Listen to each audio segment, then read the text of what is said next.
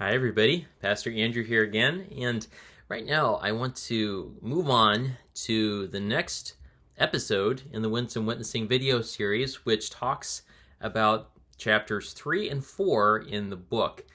First of all, chapter 1 talks about Laodicea and the remedy, and then chapter 4 talks about the way in which we go about this remedy, you could say. Thawing Frozen Churches is the title of it.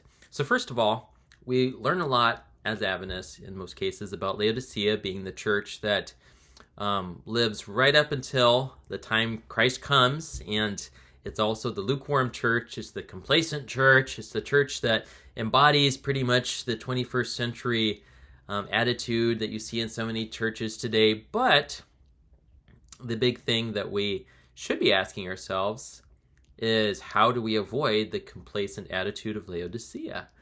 And in his video, Gary Gibbs talks about how one very important factor is our mission, our focus on our mission as disciple makers, as people who are witnessing for God and for the gospel and are making disciples out in their communities. He paints that picture by telling the story of a person who was almost at the brink of hypothermia, about to freeze out in the woods as they're trying to find shelter, find the last or outpost of civilization out there where they can find help. And they notice someone along the tracks who has collapsed. They're also freezing in this blizzard that they're both caught in. This traveler runs over, props him up, feeds him some warm food, helps him onto his feet, shares some of his provisions. They both walk through the storm. He uses all his energy and strength to keep this person upright, to keep them from freezing, to warm him with his own body heat. And finally, when they stumble into the next cabin in this woods where there's a crackling fire, he realizes that in rescuing this other traveler, he has, in effect, helped his own rescue. He has, in a way, rescued himself. Of course, that breaks down because we can't rescue ourselves as believers. That's only left up to Jesus and his merits. But at the same time, you see the idea. Our spiritual lives are refreshed and set on fire in a good way by seeking to win other souls.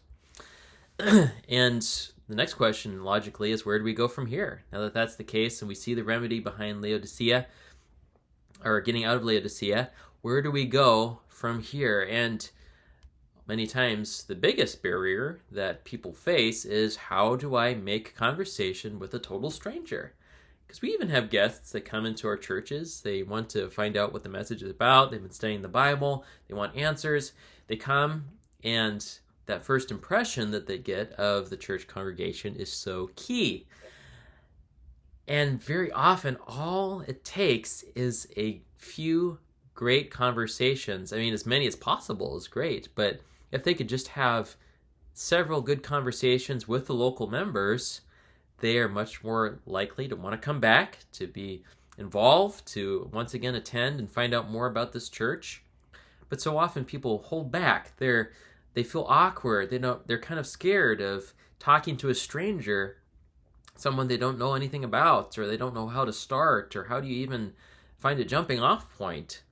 How do you find stuff that you hold in common even to be able to talk more with this person and get that relationship going?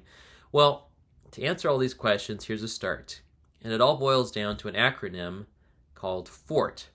F-O-R-T. And Elder Gibbs spells this out. It basically means F, standing for family. O stands for occupation.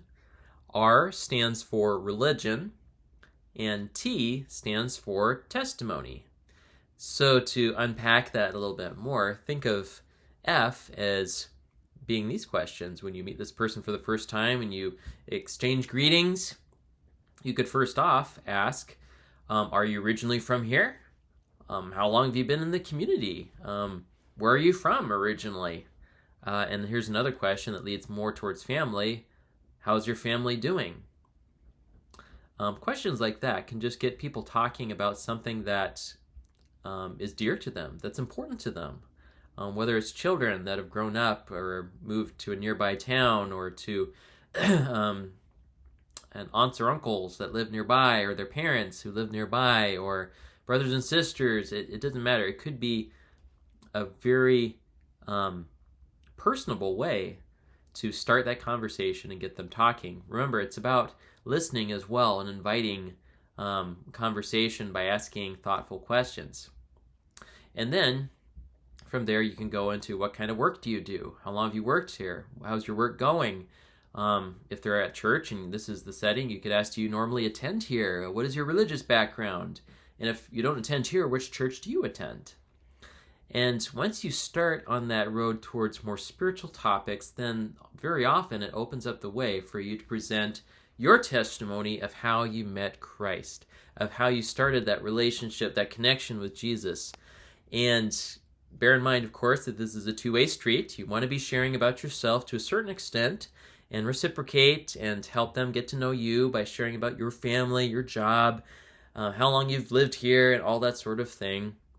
And when you get to the testimony part, remember, there is power, friends, in your personal story. Don't shrink back from sharing what Jesus means to you, what your life was like beforehand, and how Jesus changed your life, and also the journey you're still on, where you're at right now, and how Jesus is still empowering and changing you even as you progress. So think about these different options for conversation, and I'm eager to hear your feedback. Thanks so much. God bless.